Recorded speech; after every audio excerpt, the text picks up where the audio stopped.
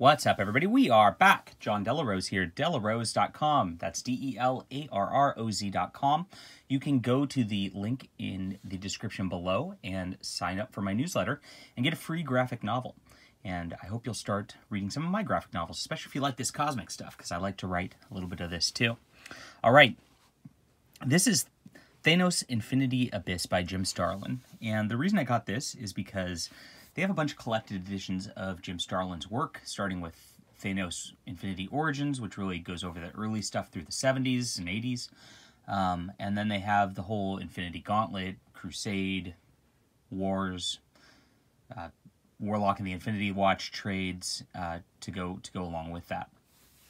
And then they just came out with one of his 2015 sort of revival of all the Thanos and Adam Warlock stuff, but they missed a couple of trades in between. And this is the first one that came out after that. This really transitions Thanos into a character of sort of a hero slash anti-hero, not necessarily a bad guy. He's got his own sort of moral code, and he's trying to rectify certain things that he's done in the past. It's written and penciled by Jim Starlin, whose work I really like, and if you've watched a bunch of my videos, you probably already know that.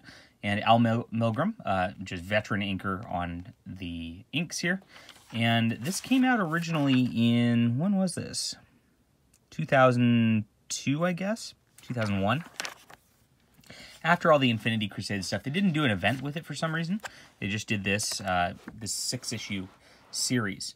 Now, this was reprinted in Road to Annihilation Volume 1, which also contains an Adam Warlock miniseries that's not written by Starlin. So if you want to read, the full Cosmic Saga, I actually recommend grabbing that rather than this trade. I just had this readily available at my local comic shop, so I went and picked it up.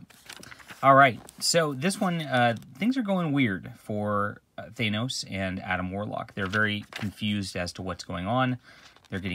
Warlock gets some strange visions going down, and we've got Captain Marvel involved, and Doctor Strange, and Spider-Man gets thrown into this one for some reason. Maybe Starlin just wanted to write Spider-Man.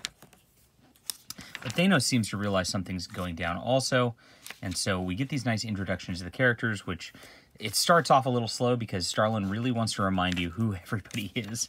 Pip the Troll is always big in these series.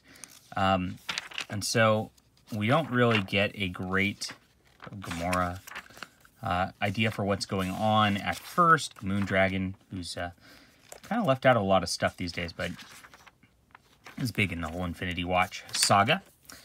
And getting the band back together. So we start to see something weird. There's all these different Thanoses, and they're manipulating events, and we don't know what's going on. And we start to get a mystery unraveled as Doctor Strange starts to pay attention to things with the Defenders, and other people start to get involved in investigating. Well, eventually we find out that there's this Thanos clone group, and Thanos made a bunch of clones, as one of his plots. And there's this girl who is kind of at the center of these machinations going on also, who needs to help, I guess, control reality.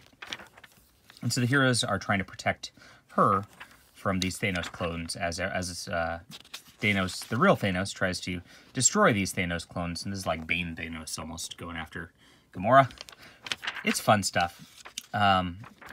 I think this is slightly better than maybe Infinity Crusade. I wanted Infinity Crusade to be the awesomest. But in reality, it just didn't pan out in the execution so much. I think the crossover events, when they get too big, there's just too much jumbled convolution in it.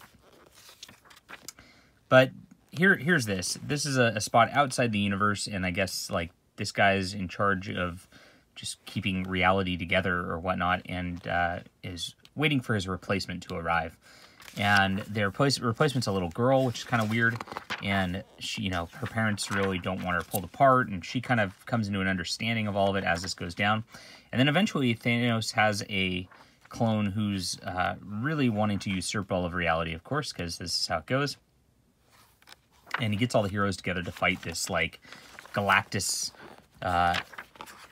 genetic Thanos, who then is a pretty cool design. You kind of see this stuff later in the Jim Starlin epics as he gets things together. But, of course, they take down the evil fake Thanos, Galactnos, whatever you want to call it, and get the girl all safe and bring her to her spot where she needs to be in order for the universe to be all safe again. And Adam Warlock gets the girl. So you get a really nice, satisfactory ending here. So this is a very nice miniseries. I would definitely read this after the Infinity Trilogy. I wouldn't read it first. But it's a nice wrap-up for the characters. It's actually a good stopping point for the cosmic universe if you don't want to go into all the Annihilation and then the new Jim Starlin stuff. But yeah, this did really well. I really enjoyed it. And yeah, this is about a 9 out of 10. Good cosmic comics right here. Lots of fun. I like Jim Starlin's art. I know some people think it's on the, cheesy side a little bit sometimes, but it reminds me of old comics. And this is and I really like that about this. So good stuff. After this comes Thanos Redemption, which is a Thanos series Jim Starlin did. There's also a Marvel The End series that he did. And I don't know, people say that, you got to add that in there. I've not read it yet because I don't really count those The Ends as like in continuity. So we'll see if I get to that. But good stuff. Pick this up if you're into Marvel Cosmic. Once the Infinity Crusade Omnibus is out, I'll do a full Jim Starlin Cosmic sort of overview so you can kind of figure out where you need to read for your reading pleasure and go all the way through. I'll see you guys soon. Hit the like and subscribe button if you like my reviews, or if you just like me, or if you don't like me, do it anyway. See ya.